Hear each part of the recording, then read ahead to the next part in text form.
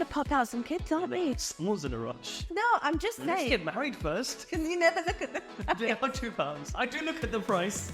I don't know how much that costs, by the way. I don't tell you on purpose. Okay, cut this out. No, it's fine. I'm just chatting shit. Are we allowed to swear on podcast? I didn't swear. I said shit. Exciting stuff. You didn't let me finish the word. What? Hey guys, this is Akshay with Harpreet. Welcome to the Couples Boardroom Podcast. This is where we talk all about business, relationships, and managing them. And we answer your dilemmas and we settle them in the couples boardroom. Let's go. Let's go.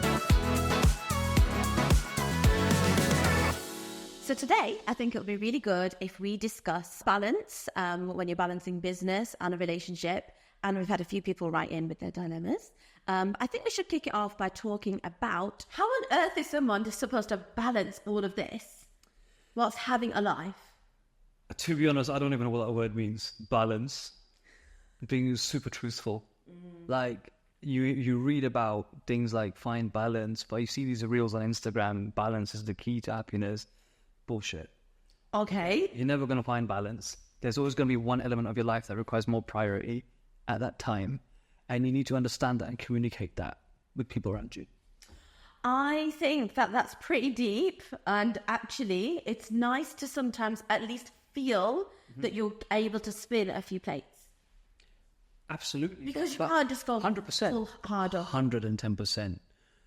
But I feel like, you know, when someone tries to objectively look at their life and feel like I'm going to calculate the perfect equation and find balance, it's never going to happen because there's always, at one aspect, family, it's going to take all your priority at that time, you know, or relationship at that specific time is going to take all your priority, and then work becomes secondary. It's very difficult to have a full equation of balance. That's what I feel. Okay. What do you think? Well, let's talk about relationships then. Sure. Seeing as me and you are in mod. Yeah. So we must be doing something right. But I'll be honest, I don't think we have the right balance. I agree with that, but I think that it works in our favor in a way, because I feel like we're both very focused. And as an example, if it's a Sunday evening and we're both on our laptops working at 10 p.m., I'm not feeling guilty that I'm on my laptop working.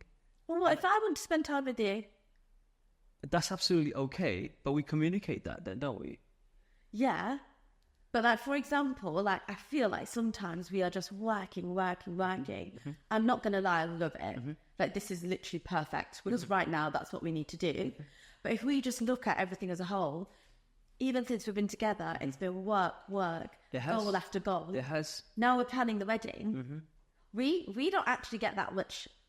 It sounds really odd because we spend a lot of time together. Yeah. But I would say 99.9% of the time, we're talking about business. Yeah. And our wedding has actually been on the back. Yeah. But I actually think that makes us work really well. I do feel like we can do more date nights and more experiences. Well, why don't you take me on a date then? Let's go tonight. No, this is tonight. Wait, what are you doing? Well, we're filming this podcast and then we've got to catch up on some real work. Yeah, so this is what I mean. And I'm okay with that. And this is what I'm not here feeling dejected or like, oh no, I need to go on a date, because I understand that. I respect your graft and your hustle, and you equally do the same for me. Yeah. But I feel like we both recognize that we do need to spend more quality time. And for me, that is going on more trips abroad where you can actually switch off from the environment and spend more time together. I find that difficult because I love traveling and I feel like I've traveled a lot of the past few years. But like this year, my mind is so focused on a number of business things. We've got the wedding coming up. We're going to go on honeymoon, which you're going to book at some point, please. Yep. We're not going anywhere at this rate, are we? No, we are.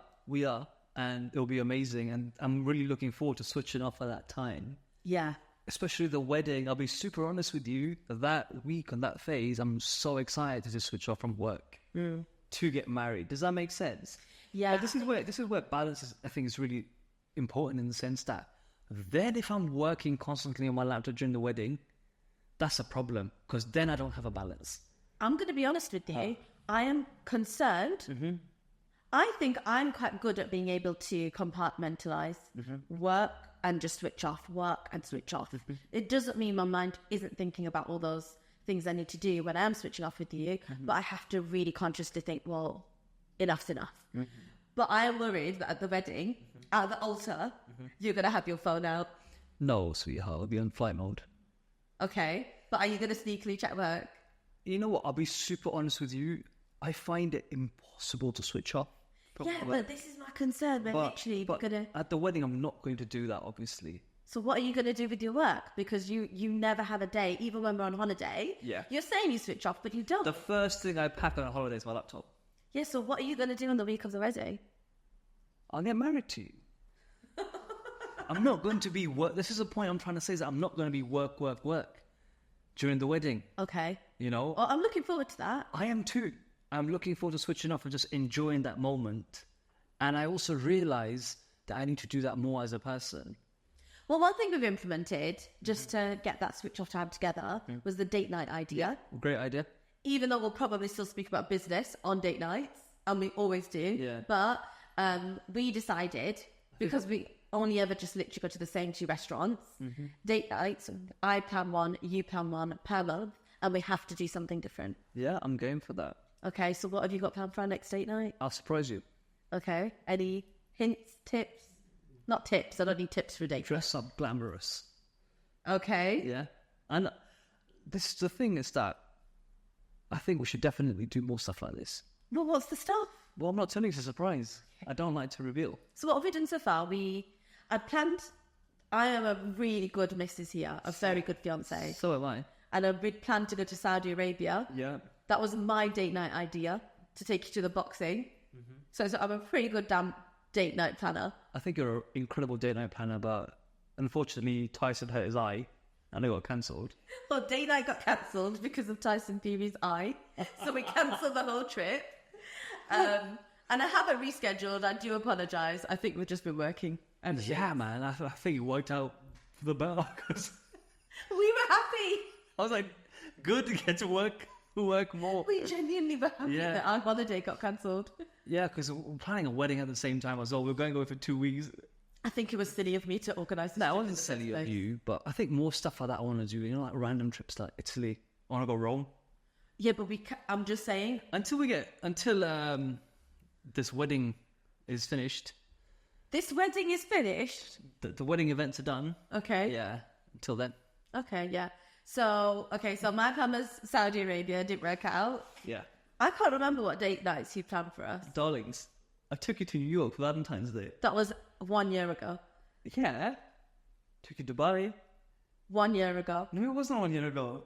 It was. It was your birthday. It's my birthday again soon. Yeah, in a few months. I think I'm due another good date night. I am not disagreeing. Okay. And Well, I want to do more stuff like that, like travel more.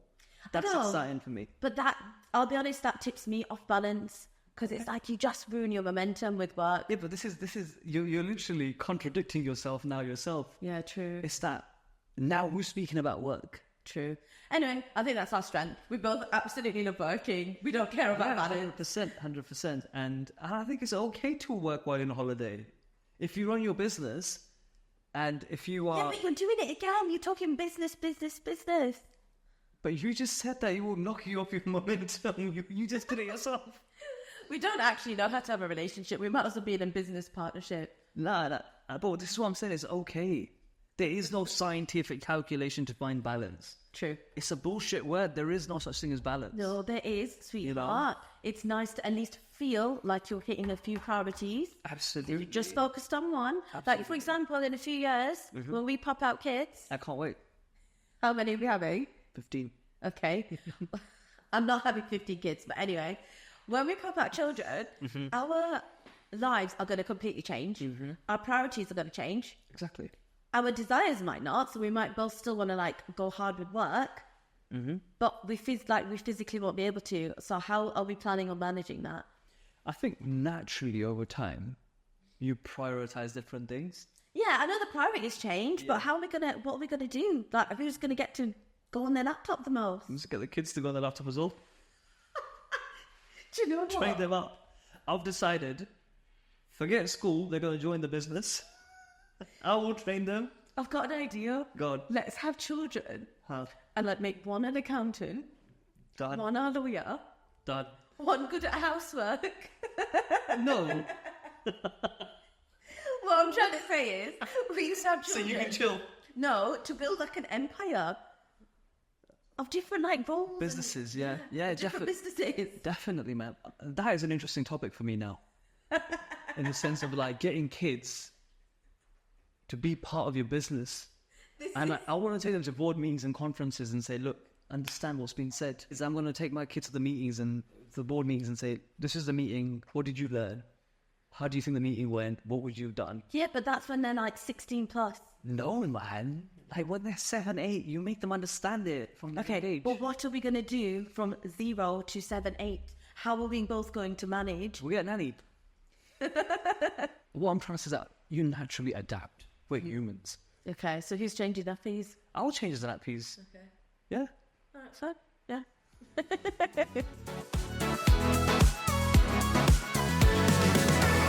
Okay, so it's question time again. Okay. But we're changing up the format a little bit. We are. Obviously, the last couple of episodes, we have answered people's questions that they want to know about us. But now I think it would be so good to listen to people's dilemmas, their problems, the questions that they want answered, and we can settle it in the couple's boardroom. So, okay, let's go I with... have a dilemma. How do you deal with a snoring partner? That is so rude. Why would you say that on camera? I'm not joking, guys. Please comment below and let me know. I'm not that bad. No, you're not. Oh, do you know what? I literally saw the minute I closed Well, the funniest thing is, you fell asleep, you started snoring, but you woke up with your own snore. You're like, whoa. Do you know what? I don't even think I'm embarrassed anymore. What can I do? I heard a statistic recently that like 50% of people snore. No, it wasn't 50. Was it on Dragon's Den? What was the stat? 24%. And what was the business? Was there a device to stop snoring? Anyway, okay. Let's go with other people's. Balance is always about business. Okay. Yeah, true. Did I talk about business then? Just next question. Okay. Okay. Right. This question, Okay. it's from a Gujarati girl Okay. who says she's with a Punjabi partner, a Punjabi guy. Okay. And her dilemma is that her parents are not happy with it. Okay. What should she do? I would say that, right, so her parents aren't happy with it. It's tricky. I would say, first and foremost, make sure this is the guy that you want to be with. Yeah. Like, what is the point of introducing if you're not actually hell-bent on getting married? So make sure he is the guy, because there's no point fighting your parents. How do you know that? I think you just know. You know when someone is the one. And actually, that's a really good point. If you don't just know, he's not it. Agreed. If you're questioning, how do you know? Agreed. Then he's not the one. You Agreed. should just absolutely know. For me, I'm a big believer in gut instinct. 100%. If she doesn't know it yet, scrap him, move on. Please choose the right partner and go on to the next. It's a tricky one because I'm from the mindset that, look, we have very similar cultures, also very different. But at the end of the day, when you are choosing a partner, it's about so much more than are they Punjabi or are they Gujarati. Like for me, with you, that wasn't even a factor. I actually thought when I think you actually come across quite Punjabi, to be honest. What's that? I don't know. I think you just present yourself that way a little bit. And actually, I think when I obviously was progressing things with yourself, Yeah. it did spark in my mind what my dad was going to think of you. Okay. Interesting. It's such a difficult question and such a, I think, common scenario where I think a lot of people are in this scenario. Yeah. Regardless of culture, caste and things like that. And truthfully, I'm so contradicted because my answer is so different To mine. to how my parents met. Because my grandparents weren't initially happy with my mum and dad together. But fast forward 30 years, my granddad actually says to my dad that the best decision you've ever made is you picked my mum, right? So it's a very difficult one. I'm quite traditional in the sense that you never want to upset your parents Yeah, with a I'm the life same. decision, you know?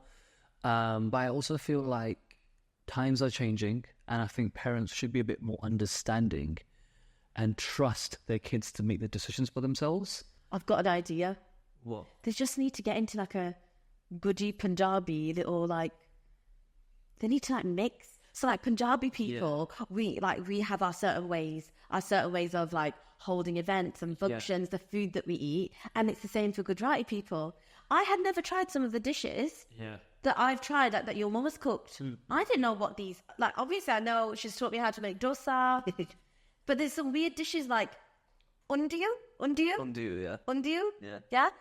I have no idea what that was. So if you're saying to a Punjabi person, here's a plate of undiyu, they're going to freak out.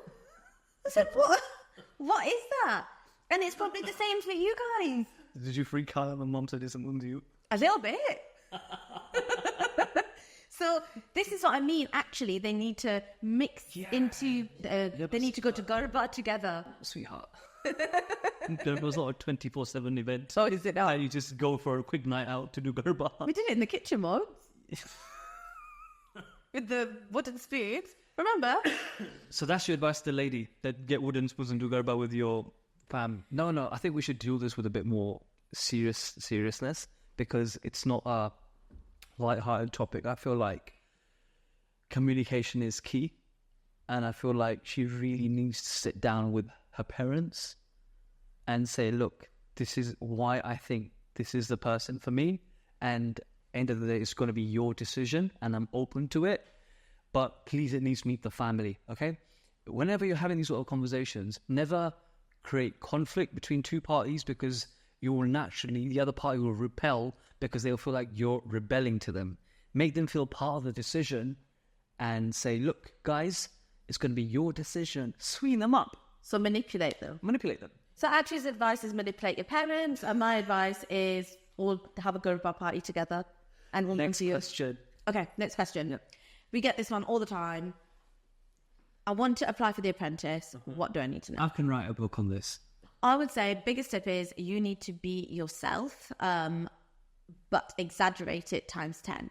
So we've all seen the cringe videos, you know, when we're like, I think mine was, I'm not a business bimbo, I make 7 figures or something. On offer, a £250,000 investment.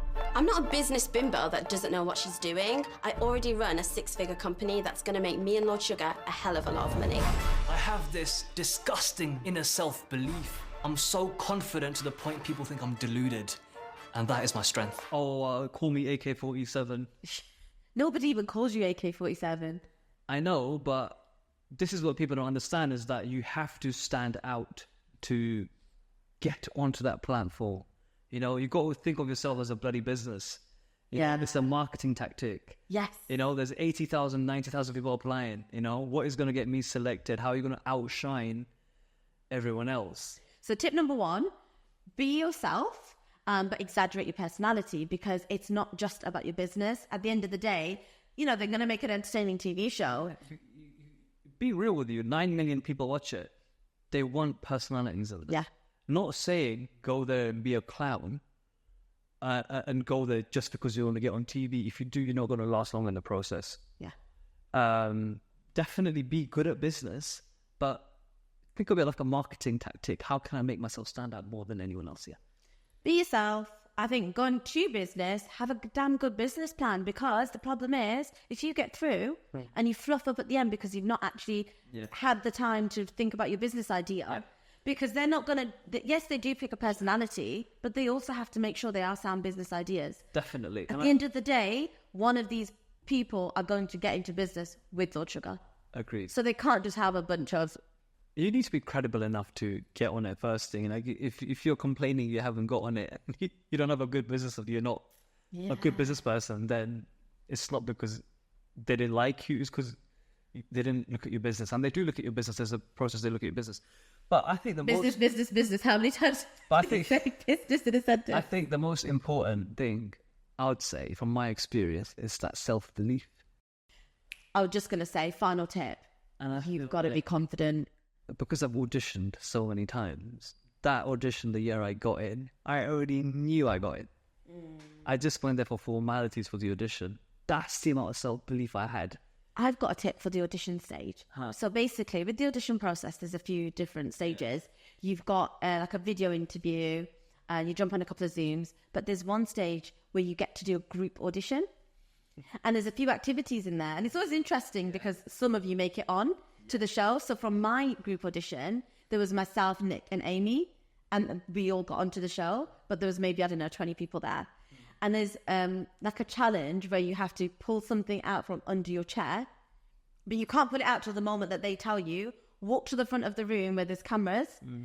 Everybody's watching you that's also auditioning, and all the production crew, and you have 30 seconds to set it on camera. And I got this makeup palette, and I just had to really think quick. I'd never done anything like it before, and I'm not the type of person that knows how to hard sell. You're better at that than me. And I think I just tried to like pin it on celebrities and influencers. And I was like, right, this is the exact makeup palette that Kim Kardashian uses. And I've just got one left. But I remember smashing that and thinking, oh, thank God I did a good job. But yeah, that's a little behind the scenes. They do that, but they also have a mini task as well. So our task group, I had Connor from our season in my group. And we had to brand a tissue box. Yeah. Okay. And the first thing was, who wants to be PM? Everyone's quiet. I said, I'll be PM straight away. And they want to see things like that. Yeah. They want to see you take action. Do not be quiet. There was one guy in my audition who couldn't, and at the end of the task, you decide who gets fired. And there was this one guy who couldn't decide who needs to be fired. And I just said to him, mate, if you can't decide, just fire me because you're wasting my time, right? And I said to him, you know what? I've made a decision for him. He's going to pick me. Go on. And that's what the producers want to see, is that you are not afraid to make decisions or afraid to speak out, you know? Agreed. There you go. There's some behind the Yeah, scenes there you go. apprentice audition gossip there for you.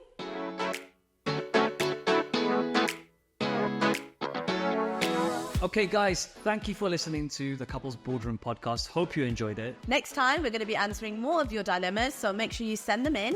And we'll be talking about social medias and the difficulties of managing it. And we're going to talk about our big fat Indian wedding. See you. Bye.